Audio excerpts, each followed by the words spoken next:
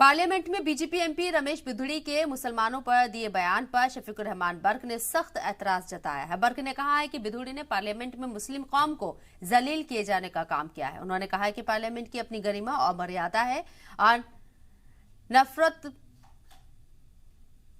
और यहाँ जो मुंतखब लोग हैं संसद में मुल्क की नुमाइंदगी करते हैं, पार्लियामेंट में इस तरह का बर्ताव होगा तो समाज में क्या पैगाम जाएगा, ये सवाल शफीकुर रहमान बर्क ने उठाए।